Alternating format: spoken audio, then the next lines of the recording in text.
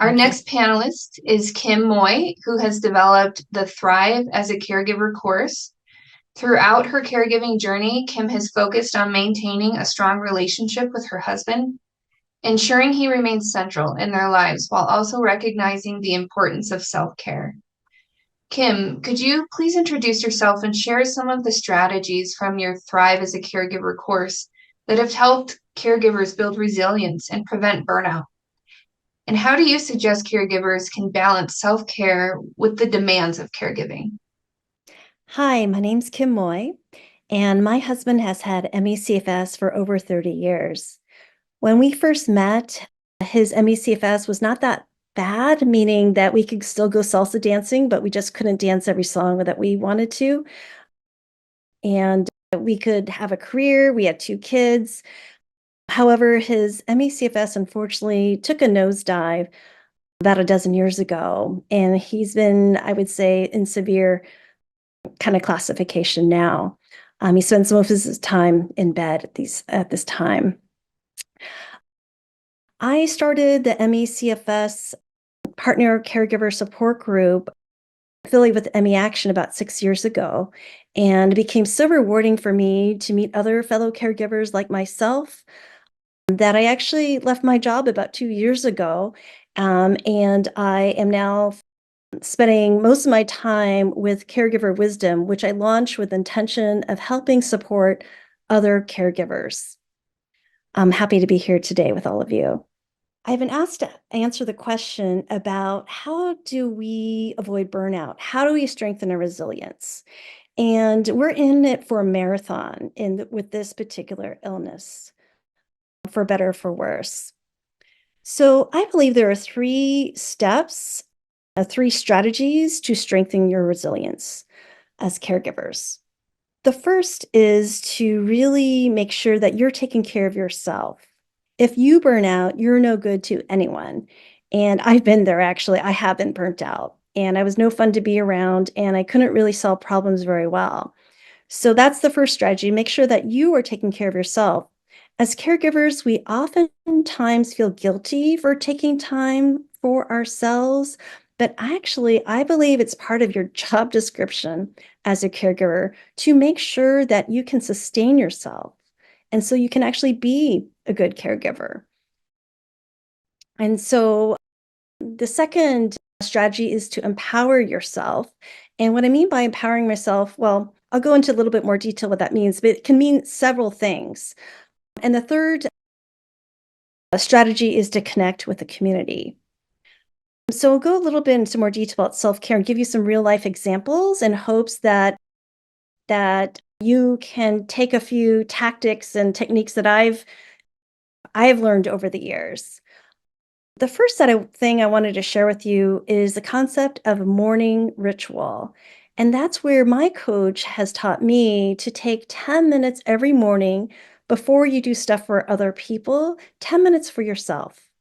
And so that may be just waking up in the morning and then doing a few yoga stretches maybe for 10 minutes, or meditating, or enjoying a quiet cup of tea, going out for a quick walk, getting a breath of fresh air before you do any household chores or caregiving chores.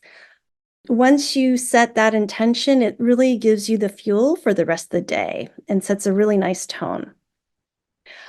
The second tip that I'd love to share with you is doing a good jobs list at night. So you have your morning ritual, then you have your evening kind of before you go to sleep ritual. And that is, again, to do a good jobs list. The good jobs list is you writing down maybe 5 things that you're proud of doing for that day.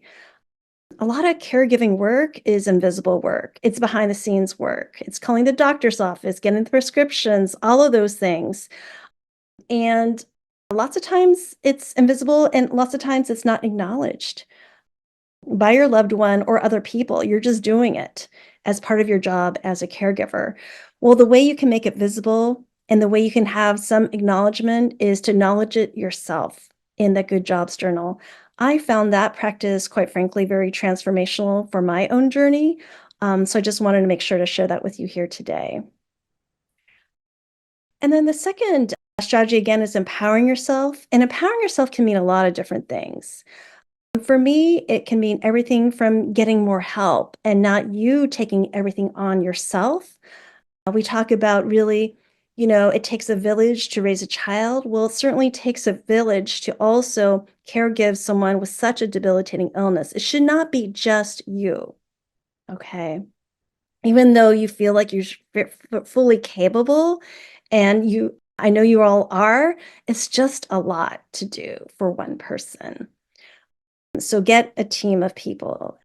It could be family members, friends, volunteers, paid help. So if you need help with that, that's something that I'm working on putting together a blog post on for Caregiver Wisdom, my website. I would also mention it can also mean things like setting boundaries with yourself as well as with your loved one or coworkers or family members. That is also part of empowering yourself. I would also say learning how to navigate different kinds of systems, whether it's the medical system, the legal system, applying for disability. You need to empower yourself with a lot of information. Quite frankly, a lot of information you never thought you would have to learn and you don't really want to learn, but here you are. So the more you can empower yourself with this stuff, you don't need to reinvent the wheel. There are other people who have walked this path before you. That's part of the reason why I started Caregiver Wisdom, to share what I've learned over the past 20 plus years. I've been a caregiver for my husband and also my elderly parents. You don't need to walk this path alone. Please do not. It is a lonely path, and we are here to support you. The third thing I wanted to mention as a strategy, again, is connecting with the community. Again, I've been leading one of 2 support groups with ME Action that is focused on caregivers, and we're here for you. We would love to have you come and attend one of our Zoom meetings just to connect and not feel so lonely, and perhaps get some words of advice, or just being there with each other is really powerful. Um, there's also other Facebook groups out there, as well as I believe some on Discord. So there's a lot of support out there that I really encourage you to seek out. I have heard from other caregivers who said they were not comfortable being on social media or had no desire to join social media. So I actually launched my own online community for chronic illness caregivers that's not on social media. So if you're interested in joining that, please reach out to me as well. One of the topics I've been also asked to speak about is ambiguous loss. This is a really important topic to me. Once I discovered this concept, it just resonated so deeply with me. I felt like, oh, that's what I've been feeling this whole entire time. And so, what is ambiguous loss? It's basically a unique type of grief where the person that you love is still alive. They're still physically there, but there's something else about them that has changed. So they may be psychologically absent, or they've been altered by, in this case, a chronic illness. So it really results in a profound sense of loss and grief for both the person who is ill as well as their family members and you as the caregiver. So really, what do you do once you know about this concept? Okay, it's great to feel like, oh, now I know how I've been feeling. What do you do? How do you deal and cope with this?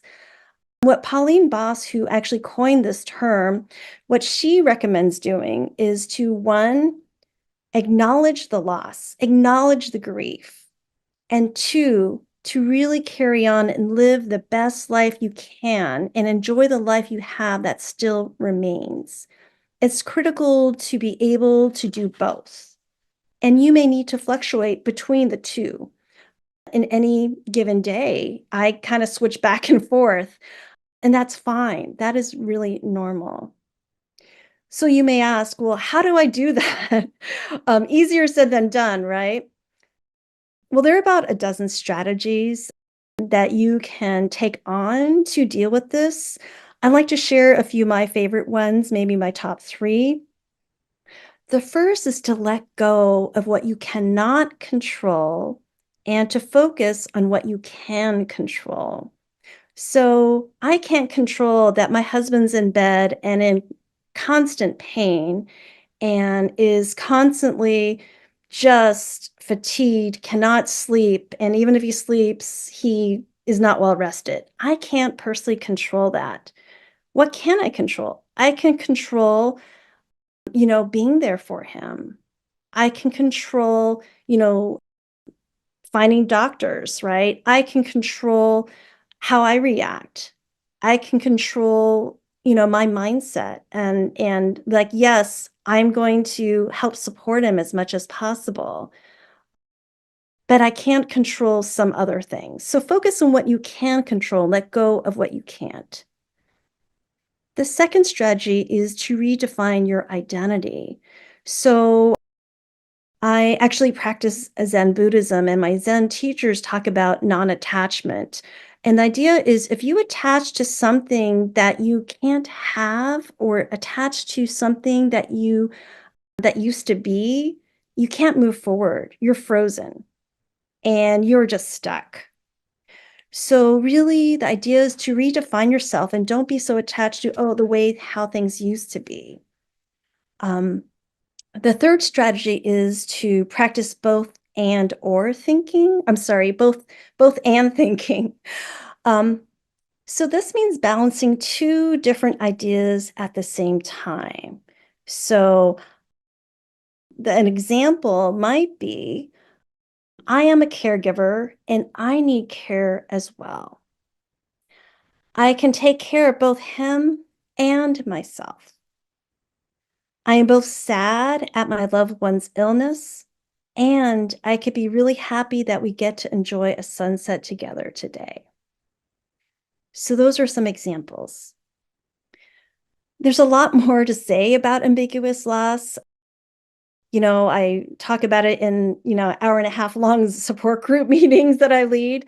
I've also written a blog post on it. So if you'd like to read a little bit more about that, I invite you to come to caregiverwisdom.net and you can check out my blog post there. Another question I've been asked is, how do we maintain hope in light of all of the difficulties and the challenges that our loved ones and we as caregivers face? And in the light of not knowing if there'll ever be a cure or not knowing, how they're going to be, how few answers there are really. First off, I want to say that there's a lot more research being done than ever before. So I'm really encouraged by that. And thanks to groups like Bateman Horne doing the research. So really, it's so helpful there. I'd also say that, Solve ME and ME Action they're both really wonderful organizations who are doing a lot of advocacy work to help fund research. So I encourage you to participate and volunteer, and it's really not that hard. I was a little intimidated to do it myself, but I ended up doing it, and I was so happy to do so, to contribute your voice. And if you can at all possible have the financial means to donate, I encourage you to donate as well to help with those causes. There's a lot of more movement afoot right now than ever before. In addition, I wanted to share a few things that my Zen teachers have taught me because over the past few years, I've learned more about these concepts that have really helped me as a caregiver to navigate these really big challenges. Again, one of those concepts is non-attachment, to not get attached to what used to be, what you hoped it would be, what you thought your life would be like. All of life is constantly changing. So the thing is, if we then attach to something to how things used to be or how we want them to be, it's not reality, right? It's very human, but it's going to create suffering on your part when you can't have the thing that you want or how you thought it would be.